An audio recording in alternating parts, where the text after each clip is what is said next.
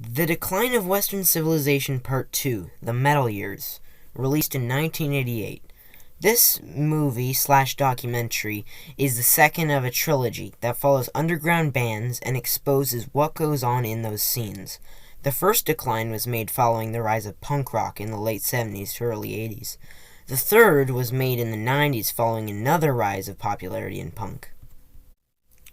This one sits right in the middle of those two, and it follows the younger bands of the Sunset Strip in Hollywood, along with veteran bands like Alice Cooper, Aerosmith, Kiss, and Ozzy Osbourne commenting on it.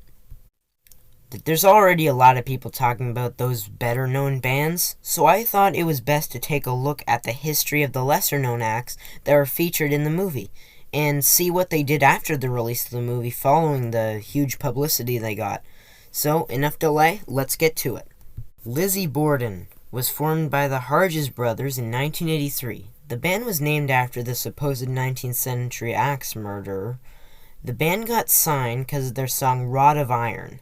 They released 2 albums but didn't reach their peak until 1987 with the release of their third album, Visual Lies.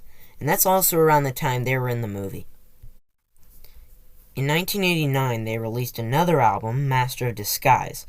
In the early 1990s, the band slowed down because of the rise of grunge, but after different formations and lineup changes, the band is still releasing albums.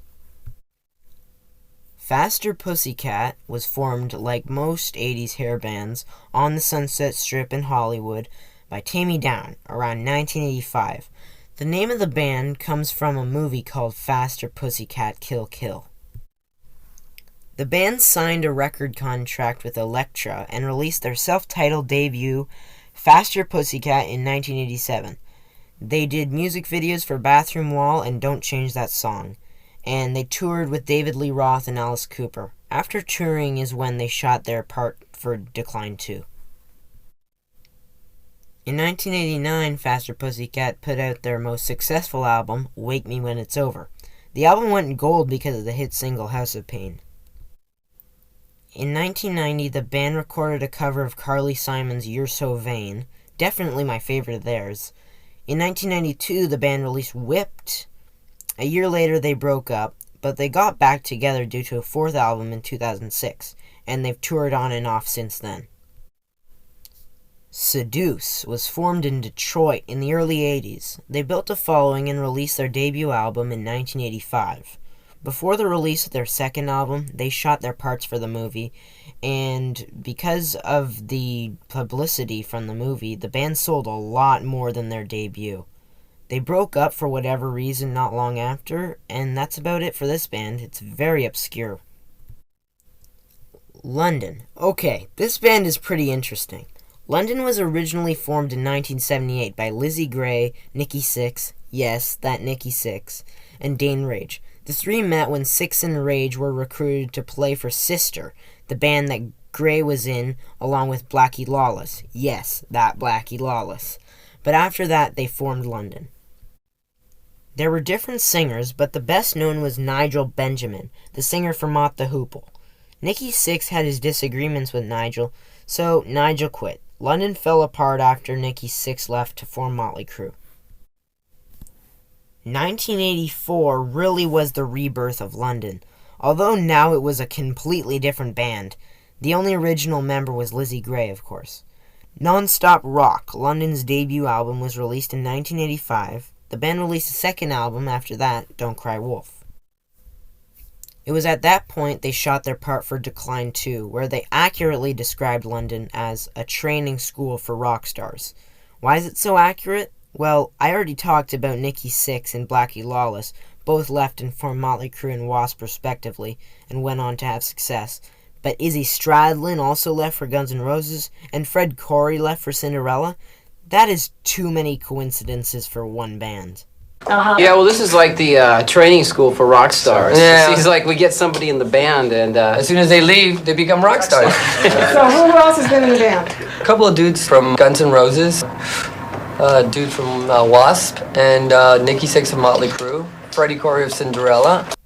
Anyway, Lizzie Gray was fed up from a decade of hard work, 2 albums, and 19 members, so London broke up in 1988. One one of the things that we have found, which we call demetalling, is a program that actually gets the kid out of heavy metal. Wait a minute. We have certain rules. Removal of heavy metal albums or tapes, not allowing the child to dress in any style of heavy metal, which would mean taking these kinds of things away from him, not allowing him to wear the heavy metal t-shirts that depict the band members with pictures of monsters. ODIN released an EP called Caution in 1983. After some lineup changes, released another in 1985 called Don't Take No for an Answer. Another EP in 1986 with the Gods Must Be Crazy. After that, they shot their part for the movie, and by 1988, the band broke up. As far as I can tell, they never even toured. They stayed a club band through their entire career. Megadeth is definitely the most successful of all these bands. In fact, they were actually embarrassed being featured in the movie along with, as Dave Mustaine put it, a bunch of shit bands. Megadeth started when Dave Mustaine was fired from Metallica in 1983. Although they didn't come close to the eventual success of Metallica, they released 15 albums and hit their commercial peak in 1990 with Rust in Peace. Megadeth is also considered one of the big four in American thrash metal, along with the previously stated Metallica, Slayer, and Anthrax. And those are all the bands that feature prominently in the movie. There's a portion of bands being interviewed, but I don't have time for that.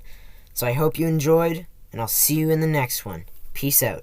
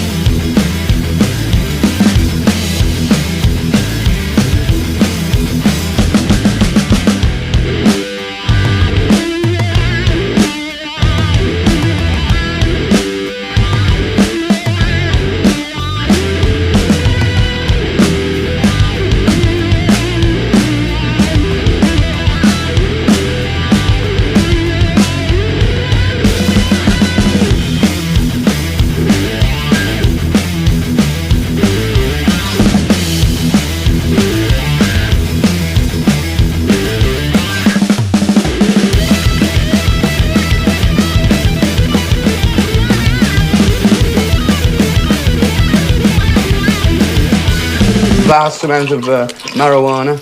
It was fun at the time, but then we all just sort of it's not a very good idea anymore. So you have a more stable life now? No.